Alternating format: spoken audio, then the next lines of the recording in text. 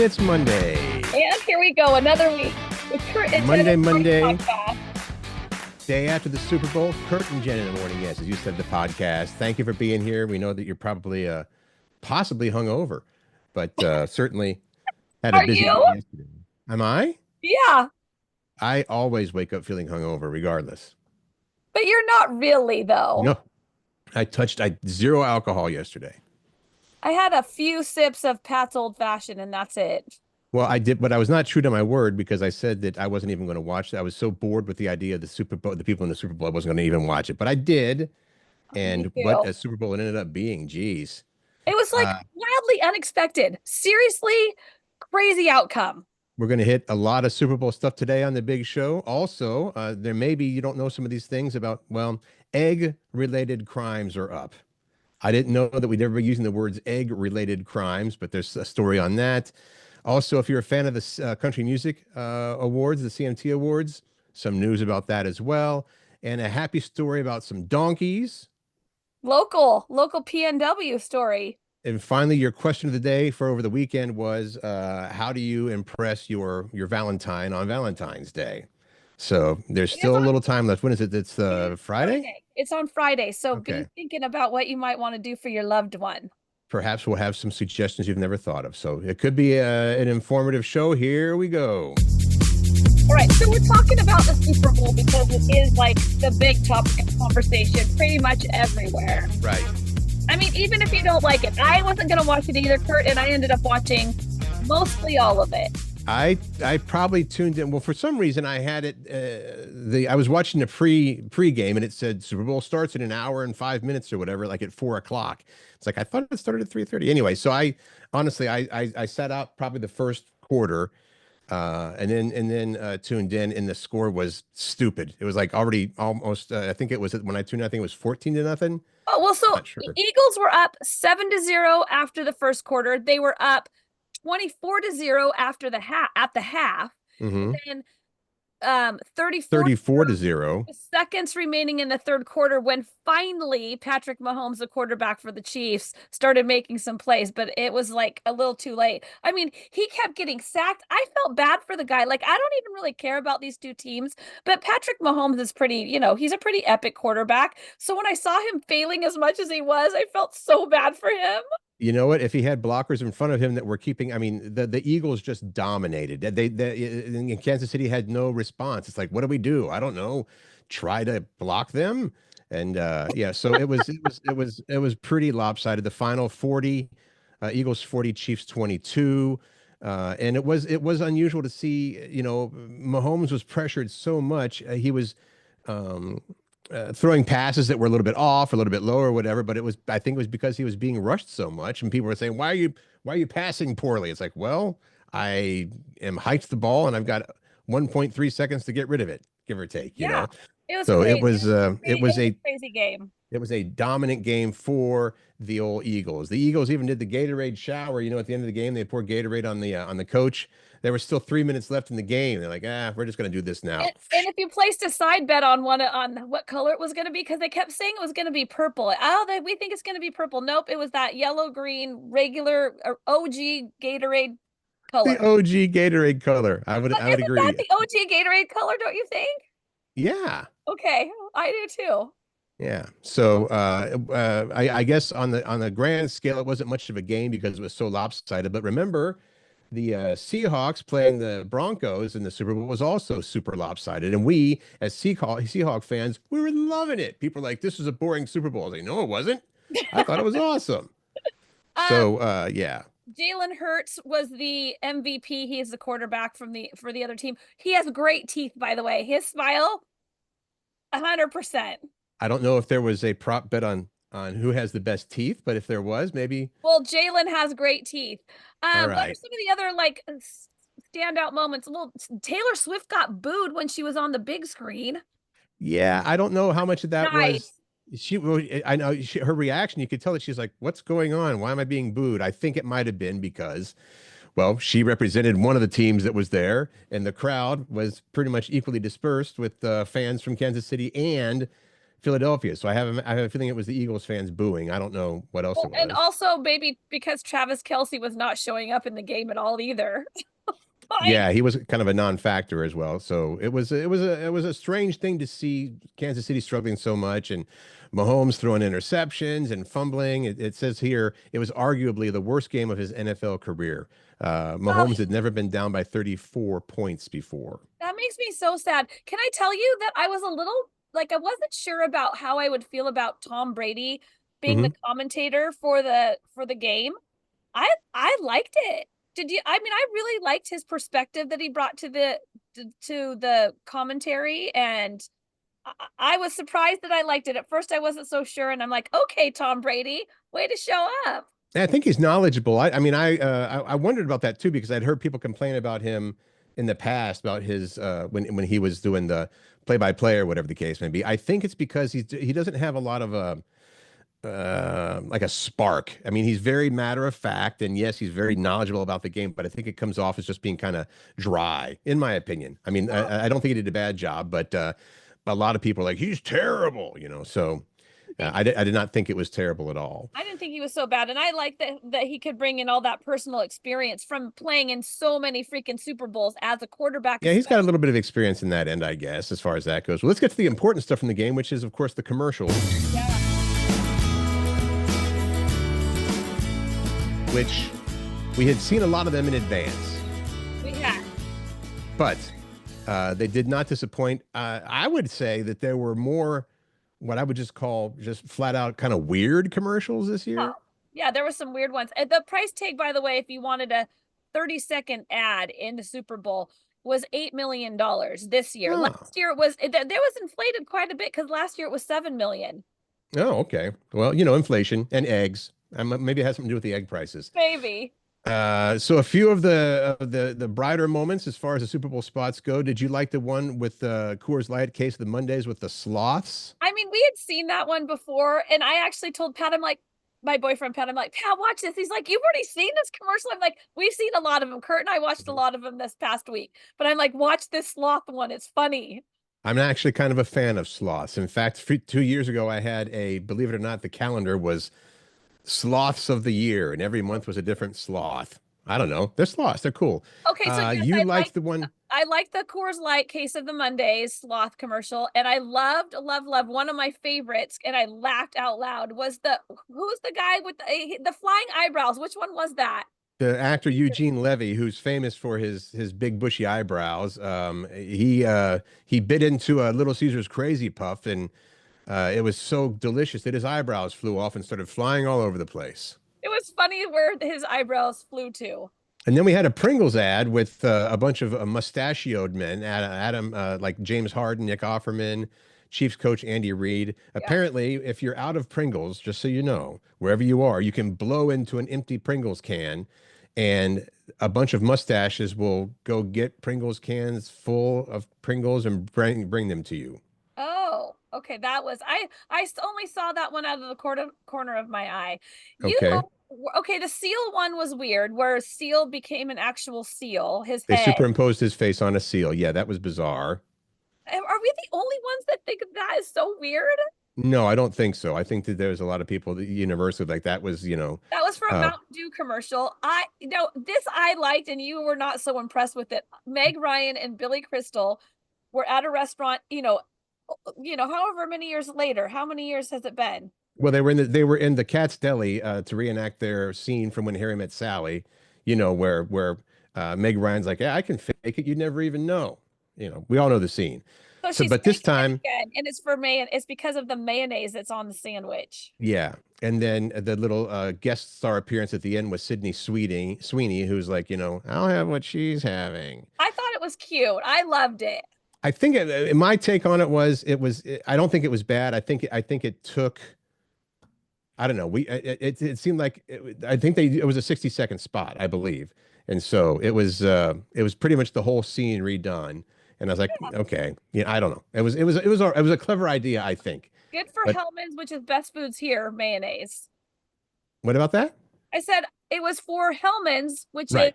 Best Foods here in the Pacific Northwest. Okay. There's a commercial where Tom Brady was unable to continue his broadcast because his batteries died.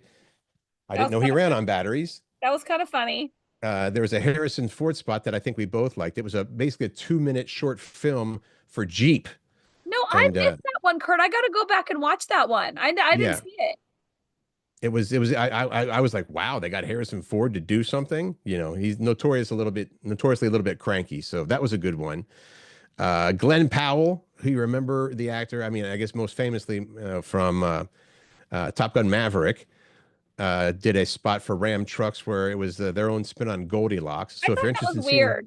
yeah, Glenn Powell with long blonde hair. I mean, if you take the hair off of you, Jen, and put it on Glenn Powell, that's basically what you had right there. I did not see the one people are talking about Chris Hemsworth and Chris Pratt for Meta Ray-Bans. Oh, I saw that one. That was like, yeah, I did see that one. That one, it was fine. I was telling Pat, like, I don't get this. And I'm like, the glasses are like, if you wear the Meta glasses, Hmm? they can tell you what you're looking at, basically. You can ask your glasses, like, what am I looking at right now? And it'll tell you.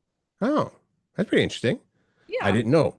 And I finally, I thought this also should be on the disturbing list. It was a Tubi ad, an ad for Tubi. Um, a baby born with a head shaped like a cowboy hat. So imagine instead of having a bald head as a baby, it's still bald and just skin, but it's shaped like a cowboy hat. He spends his childhood being teased until he grows up in country, quote unquote, is finally in, and then he's a very popular kid or It was just dude. weird. It was just weird. It was Did you very have any bizarre. other favorites that aren't on this list, Curt? Because I did, and it's the ones that made me cry, the ones that tugged at my heartstrings. Should I challenge you to say which ones they were? Because that's always hard to think of on the spot. Well, I can tell you. So one of them I know for sure was Pfizer, and it was Mm, about cancer. It was this little kid, and I might get teary. Like this little kid in the hospital got up in his boxing gear and his boxing gloves, his boxing shorts and boxing gloves, rang the bell, which in the cancer ward, the he rang the hmm. bell and started going down the street as this fighter, and it was just so cute. And he ended back at his mom's house, right, hugging his mom. So he's kicked cancer's butt. Basically, he fought cancer, and it's just he's in the and it ended with, "Hey, cancer." Shoot, what were the words? I forget. They were powerful words, and it was Pfizer. Okay. We're gonna beat you. We got you beat, or we're gonna beat you, or something like that. Hey, cancer, we're gonna beat you. Yeah, that It would was be. just really like, oh, so There's good. a couple of certainly there were a few in there that I thought was awesome. There were some very powerful spots about women's empowerment, and the one with the little girl walking down the road and I love that um, one. yeah. Yes. So yeah, there were other than the ones we mentioned here. I mean, there were so many spots we couldn't cover them all, but there were definitely there. I don't was there one with let me see. There was one with Clydesdales, right? Yep. There was. And something did a oh I think a keg falls off the back of the trailer or something like that, and one of the horses like noses the I love the Clydesdales. They should yeah. always be part of the Super Bowl, in my opinion. How about the halftime show? I don't know what to say about that. Here's the thing I was talking about. Here's the thing. I think you and I agree on this. Like, we are not as familiar with Kendrick Lamar's music. That's Hmm. just not my style of music that I love listening to. But I Right. do appreciate the art around it, and I totally appreciate all the dancing and choreography that came with it, because there was a lot of dancers doing a lot of great things. Well, as soon as the halftime show was over, I went on to the internet, the interwebs, and people were pretty brutal. Terrible, worst one I've ever seen. It was awful. I didn't know any of the songs. Like, well, it may not have been geared for you particularly. I'm going to say that, yeah, I didn't know a lot of the songs. I mean, I knew the hits, quote unquote hits, but See, I didn't even know those, Curt. So I was one of the right. ones where I was like, this is a little boring. So, and I thought that to myself. I'm like, this is kind of boring. I don't even know the songs, and I can't understand some of what he's saying. But I'm like, okay, I'm going to focus on the good here, because I really do I appreciate all the dancing. Hmm. I I really did not like it. think it was, but I was saying, yeah, it was okay. It was a pretty good show. I mean, Yeah. but I guess people have high expectations for Super Bowl halftime entertainment. Now, if you like the show, even if you didn't, Kendrick Lamar is out on the road, and he will be coming to Lumen Field on May 17th. Tickets for the Seattle show start at $104. That seems pretty high for Yeah, and it's not. It's what Kendrick it's Lamar become. is mega right now. I mean, he is like all the rage in rap, though. Right. I Well, mean, not just that. I just think that, your entry level tickets are a lot more than they used to be for any show. that's true, and that's a freaking bargain compared to the Eras tour. I'm Maybe just that's saying. why maybe that's why Taylor got booed. Her tickets Just are too saying. expensive. I was stunned by this, Curt. Like, I knew that a lot of people would miss today because the whole thing is how many American employees will miss work today? And according to an annual survey, get this, an estimated 22.6 million workers plan to miss work today because it's Super Bowl Monday. Hmm. That's up from 16.1 million last year. Like, that's a big jump. Wow. I thought that this was and I could be wrong, but for some reason I thought I had seen data saying that they thought that this particular Super Bowl was not going to be very well, like the viewership was going to be down because it was like, okay, it's the Chiefs and the Eagles again, So I mean, I guess if you're, I think I shared with you, they had that map of the United States. It's like, who's pulling for who in the Super Bowl, and right around Kansas City, it was Chiefs. Right around Philadelphia, it was the Eagles. The rest of the country was like nobody. So, but it turned out to be a record number of people, as you just said, staying home from work today because they have an excuse, you know? Is not a good excuse to miss work. And on top of that, another 12.9 million on top of the, what did I just say? 22.6 million? Mm-hmm. 12.9 million people are going to be late today. You know what? That's why they're saying just make it a holiday. Well, and that's the thing. It's like the difference is, I mean, I could be.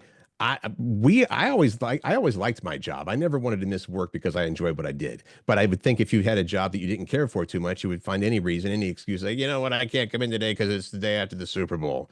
Like, okay, good idea. Why not? Yeah. Go for it. All right. Well, there you go. I Is mean, that it? hopefully you're going to work today. We have a little bit more of the Super Bowl news. These are just, This is I just guess, some of the nonsensical stuff. bits and pieces. Like before the game, there was a Fox 29 reporter in Philadelphia who was excited to announce that for the first time ever, cops in New Orleans were greasing the poles on Bourbon Street because Philly does that during their home games so that fans don't climb the street lights. Mm-hmm. I never even heard of that. I do know that people have injured themselves and actually died before from celebrating or whatever after the game, and usually it's because they did something dumb like climb up onto a street light and oh whoops, crash.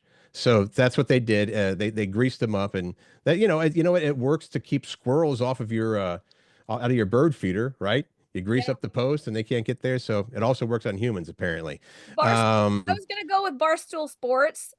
They posted a roundup of Eagles fans, like they gathered a bunch of Eagles fans, like hardcore Eagles fans, and said, "Okay, now spell Eagles," and they could not. Well, apparently the mayor of Philadelphia misspelled the word Eagles last month, and I don't know if it was just a simple mistake or what. Because who doesn't know how to spell eagle? Before there was a football team, the Eagles, there was an actual eagle bird. All right, and finally, photos of concession prices at the game were all over social media. Two of the things that made headlines: there was a $59 cocktail if you wanted to get that at the game, or a $100 caprese crab salad. 100 US dollars for a salad at the Super Bowl. No. It And better a be pretty fancy $60 and not drink? just they're going to hand it to you in one of those cardboard square things. Here's your $100 salad, sir. I hope it's more than that, or it was more than You that. worked real hard and spent your hard-earned money on tickets to the Super Bowl, and then you can't even afford to eat when you get there. That's how it goes, exactly. Curt, besides the Super Bowl, what else did you do this weekend? Well, as you know, we had a good time helping out with the Alexander's Hope Valentine's Day Dash. Yes, I love Downtown that. Bellevue Downtown Park. Thanks to Bella and Nicola and everybody that had us there. As always, it was, and thanks for people for showing up because it wasn't the best weather. I It mean, was cold and a it was little rainy. cold and it was snowy. It wasn't actually raining, so that was good. But did some good, raised some money, and then Saturday night I raised some U.S. dollars for Sacred Heart School.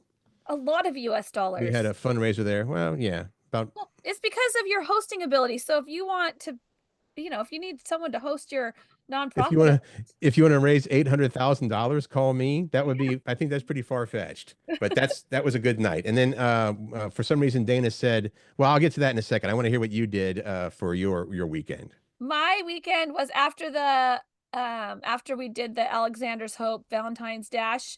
I pretty much got ready for the speakeasy party that I went to without Pat, by the way, which was Oh, such a bummer. Like, this is something our friend the Alls have this party every year, and we make some really fun memories. And if this party would have landed on Pat's day off, he would have taken it off as a vacation day.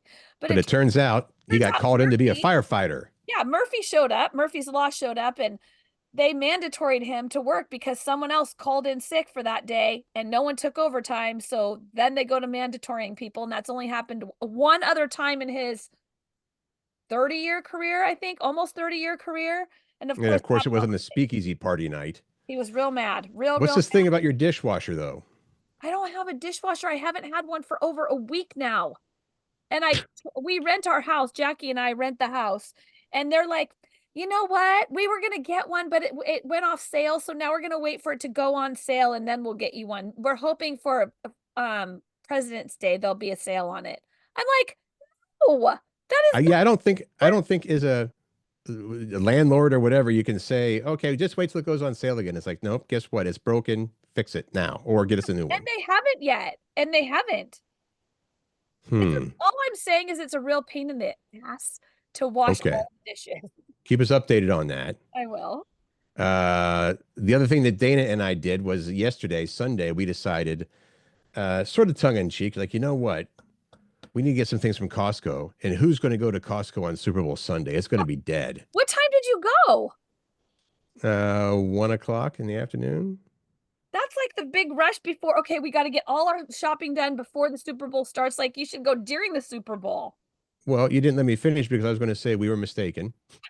There I were mean, still a I'm lot of saying, people duh. there. You know what? I think it was actually slower than a typical Sunday because the checkout lines were not like, 12 carts long in every lane, but it was still pretty busy. So, but I wanted to bring that up because speaking of Costco, they not just them, but Costco and places like Trader Joe's are now limiting the number of eggs you can buy. Thanks to we've got some videos, or there are some videos of people in Costco and in Trader Joe's leaving with, I mean, a cart full, overflowing of just eggs, hoarding eggs. Yeah, and I was telling you, we don't know their story. Maybe they're business owners and they couldn't get their egg supplier to get their eggs and their business depends on it. Maybe that's it. But maybe you should just talk to Costco personally if that's the like one-to-one. Right. And imagine if you have a restaurant, you're getting your eggs from some other source other than we got to go to Costco. But here's the statement from Trader Joe's, right? Due to ongoing issues with the supply of eggs, we are currently limiting egg purchases to 1 dozen per customer per day in all Trader Joe's stores around the country. So if you're planning to go get some eggs from Trader Joe's, from TJ's, or from Costco, keep in mind, we at Costco yesterday, there were none. I know, So because people are taking cartloads and maybe it's for a reason that we don't know, but maybe also they're selling them on the black market to make more US dollars, and that is not okay and that is not fair, and please do not. there you go. I think that's enough on eggs for right now. Yeah. This is kind of surprising news about the CMT Awards. Yeah. The country music, I don't know what the T stands for actually. Country Music Awards, right? That's the CMA. Country Music Television? CMT Awards. Oh yeah, that's right. Perhaps. They're canceling it. Officially the show is on pause, they're saying, because the parent company, Paramount Global, has merged with Skydance Media and the deal won't close for another couple months. The company said they're trying to reimagine what these award shows might look like in the future and, quote, optimize the tentpole strategy. That's a lot of corporate talk to I have no basically idea. say, guess what? These award shows are really freaking expensive to put on. Hmm. So we need to figure out how we might do it differently so it doesn't cost us so much money. And the CMT Awards in particular seem like they're very popular. Okay. I mean, I'm not saying that the Oscars and the Grammys are not, but we'll see how that turns out. Yeah, I feel like the CMAs are a little more popular. Maybe I'm wrong. I don't Wait, know. wait, wait. So the CMAs is different than the CMT. Okay, I was getting it messed up. Yeah, that's what I was getting messed up too. Okay. So Yeah. this may not be that big of a deal. Well, they're canceled nonetheless, and it's a big award show, and Beyonce won't be getting another award for, best country album there. A little twist of the knife there, wasn't it? Briefly, if you are a fan of award shows in general and you like to keep up on all this stuff, the AARP Movies for Grown-Ups Awards. That's what it's called. The award is called the AARP That's a thing. Movies for Grown-Ups Award. What? Tell me more, Curt. Well, the AARP announced the winners of its annual Movies for Grown-Ups Awards, and they may be not much that different than the eventual Oscar results. I don't think typically they look to AARP to say, okay, this is a precursor to the Oscars. But if you want to know what happened, sorry about the spoiler alert. The Bob Dylan biopic, A Complete Unknown, won Best Picture. Demi Moore won Best Actress for The Substance, and Adrian Brody won Best Actor for The Brutalist. Again, that's the AARP Movies for Grown-Ups Awards. They have have you seen the trophy? It's just a person standing with a cane on the top. Is that real? No. Okay. Is that bad? It's funny. I have two questions for you, Curt. Number one, What's that? Have you seen any of those movies that you just listed? No. You haven't? The Substance looks good, but it looks kind of weird and warped. And number two, are you a member of AARP? I was a member of AARP since I think I was 40, whatever the first year you could do it, because I wanted to get the discounts. What? So do you take full advantage of the discounts? Pat and I just had a conversation yesterday on whether or not we should join AARP. I mean, if it's going to save me $50 off the rental of a car, sure. I mean, it was, okay. I don't think I had any issues with that's for old people. It's like, So you think it's worth it to be a member? Does it cost any dollars? I feel like yes, it does. Oh, well, I don't know. You need rocket.com apparently. Well, I know that they did send me something. It was like I don't want to say a fanny pack. I think it was a little lunch box or something, a lunch bag. Maybe but you do get you a cane. You do get something free. I know that was a bad joke. So, all right. Can I just say this next story is from friend Carrie, who loves donkeys so much. Okay, Carrie, this one's for you. I wonder if she even heard about this story. Well, the story starts out sad because there is a Bellevue woman who had her donkeys, Juan and Julio, stolen last week. Apparently last Sunday, a week ago from yesterday, the donkey's owner, Allison Smith, received an urgent call from somebody at the barn saying, do you know that there's a couple people loading your donkeys up into a trailer? And she said, no, better call 911. So the donkeys were stolen. The search was underway. The breakthrough actually came on Tuesday when Bellevue police reported that a Good Samaritan had found Juan and Julio in Fall City. So the reason that this didn't get taken care of until yesterday was because due to the weather being kind of, not the greatest, they were unable to retrieve her donkeys right away. But now both Juan and Julio are back with Allison, who, would you say is that their mom? Is Allison the mom of the donkeys? Of course it's their mom. I'm so grateful to have them back. She said, take my trailer, take my truck, take all my stuff, but do not ever touch my animals and put them at risk. Period. There you go. Who steals donkeys? And why? Why are you stealing donkeys? It's a crazy world. I don't even know. And at the time, no arrests have been made. They have not found out who did it yet. The donkey thieves. I'm glad they didn't get away with it, though. Right. I got nothing from my joke. I thought was good. You got nothing what? I said the person that stole it was a real jackass. I missed that part. Hang on. I need some applause. I'll just give you some applause. Thanks. You're right. A real jackass. I'm sorry I missed that. That's so you. Oh, okay. All right. Our question of the day from over the weekend, and thanks again for participating. We asked, what are ways to impress your partner on Valentine's Day? Now, we could have waited to do this to the day before Valentine's Day, but then people would not have time to put some of these things into motion if they wanted to. Right. That is right, Curt. So that is exactly if you haven't decided yet how to impress your partner on Valentine's Day, we have, our Curt and Jen in the Morning listeners and viewers have some suggestions. Jenny said, I don't know if I impress him, but I always try. I make reservations somewhere. This is really planning ahead. Mm-hmm. I make reservations somewhere he wants to go in December, so we would have no problem getting in. I will drive an hour to his work to bring him his favorite coffee and just try to do special things for him. I always get him balloons and something he really wants. We both year round try to show we care. I love Valentine's Day. I love Valentine's Day too, Jenny. Yeah. And I'll tell you what, she put something important in there. I mean, Dana and I aren't huge on Valentine's Day. We'll do something special, but it was like we do things all year long, I mean, so it's we don't feel a need to like, hey, let's go out and spend, $1,000 on each other for Valentine's Day. That doesn't happen. Yeah. Anne, and her way to impress your partner on Valentine's Day, she said, just be naked, apparently. That works, right? That does work. Yes, if that Dana works was well. just naked, you would be impressed. What if I was just naked? Would she be impressed? I mean, you're going to have to talk to her about that. Okay. Leslie said, you know what? If he cleans up the house, that would be great. And then Corey responded with, I'll just picking up after himself. Ha ha ha. LOL. Matthew said, cook for them. And Heather said, take me fishing. So people said, like, took this question differently. Like, some said, this is how you can impress me. And some said, this is how I can impress my partner. Right. It was Eric that just said, recognize the day, period, is a good way to do it. And finally, we have John who said, forget Valentine's Day, celebrate them always and often. Yeah. Valentine's Day is a Hallmark holiday. It probably is, but like you said, you get a kick out of it. People like it. Should they get the day off every Valentine's Day from work? I mean, you could take the day off. It's you get the day off for the day after the Super Bowl. Yeah, no. There you go. Some good suggestions. I don't understand this. A study found that traffic jams are making us fat. Oh, that's what it is? That's my problem? Well, except for we don't even get stuck in traffic jams anymore because we don't drive to a job. That is true. So here's the deal. Traffic around the country might be a little lighter today because not as many people are going to work, but it says that could be good news for your waistline. The journey of urban economics found heavy traffic makes us gain weight, and it all comes down to meal choices. This actually makes sense, Jen. Okay, tell me more. Researchers looked at 3 years worth of traffic and GPS data. They found heavy traffic made people more likely to eat fast food, especially for dinner.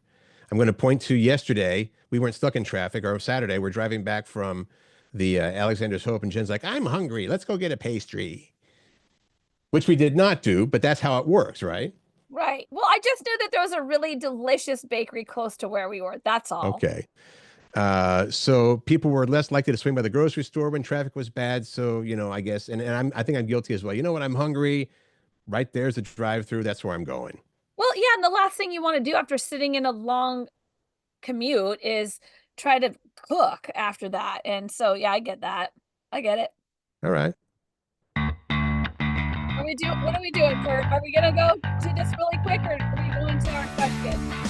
We can go through it quickly. Okay. Things you should never plug into a power strip because it can make them overheat and become a fire hazard. They are obvious things, some of them. Some of them are, but some of them are not so obvious. I'm just going to go through them. Refrigerators, microwaves, coffee makers, toasters, and slow cookers. Any appliance that basically heats up draws a lot of power, right? Air conditioners, hair care appliances like blow dryers, curling irons, hair straighteners. They shouldn't be plugged into power strips. I wonder if a power strip counts as that. You know that thing that you plug into it's a whole unit that you plug into the wall and it creates more? Right. So you could turn 2 outlets into 6 or whatever you're saying. Yeah. All I know is that fuses have been blown with blow dryers. I've had fuses have been blown with microwaves and stuff. Like these things just suck up a lot of power, and I don't think people think about them. So you're correct. Washing machines, portable heaters, power tools, which I did not know they make industrial power strips that you can use with power tools, but they're very expensive. Yeah, you get one of those like metal, power strips you put out in your garage. That's a good idea. Gaming equipment, and finally, I love this, daisy chain power strips, which means what, Curt? Well, in this case, it would be like if you have a power strip, and I'm assuming that let's say that the power strip has 5 plugs on it, and you've got 4 things plugged into it, and you have more things to plug in. Do not plug a second power strip into the first power strip to have more outlets. That's not good. Chaining. That's not good. And don't plug extension cords into power strips either, which I've been guilty of doing, especially for the Christmas tree. Well, do you remember how the outlet looked like in the movie Christmas Story? There were like 45 different plugs coming out of everywhere and here and there. No? Remember, I haven't seen that whole movie from start to finish. Okay, I know, it's a crime. You've got almost an entire year to watch it, okay? Time for the question of the day. This is the question. What's something random? And this is outside of like the national anthem and the Pledge of Allegiance. And, you know, if you're religious, the Lord's Prayer. Like, what's something random that you've memorized? I have something. What is it? All the states in alphabetical order. There you go. That's a great example. There is a song. What grade is this? I'm going to say fourth or fifth grade. We had to learn Alabama, Alaska, Arizona, Arkansas. So I can do all the 50 states. Still to this day, that's awesome. Well, I've not tried it in a while, so don't hold me to that. But what about, do you have any random things that you've memorized? No, I'll have to think about that. I'm sure there is. I mean, I know a ton of songs by heart, but I don't think that really counts. It's like, what's the really random thing? Like I've memorized, I used to know the poem Spaghetti, Spaghetti All Over the Place. I think it was in Where the Sidewalk Ends. Oh, yeah. Shel Silverstein. Yeah. Yeah. I don't know if I can recite the whole thing. Anyway. That's what we're looking for. Yeah. And you know what's surprising? And I know I'm not alone in this. How many phone numbers do you still know in your head? Oh, that's true. Yeah. I've got my. I have a lot. I've got I know Dana's phone number if I have to dial it. Most of the other ones are in there, and if I lose my phone or if it gets blanked somehow, they're gone. Curt's not calling you. You're not going to hear from Curt. You're not getting a text. You're not getting a call. Okay, so what's something random outside of, you know, the regular stuff that you kind of have to memorize that you've memorized? We'll have that for you tomorrow. Thank you for, as always, for listening and viewing, and feel free to like and to follow and to subscribe to the Curt and Jen in the Morning podcast. Have a great Super Bowl Monday. Yeah. Make good choices, find joy, spread kindness, and laugh. And laugh. Have a good one. Thanks for listening.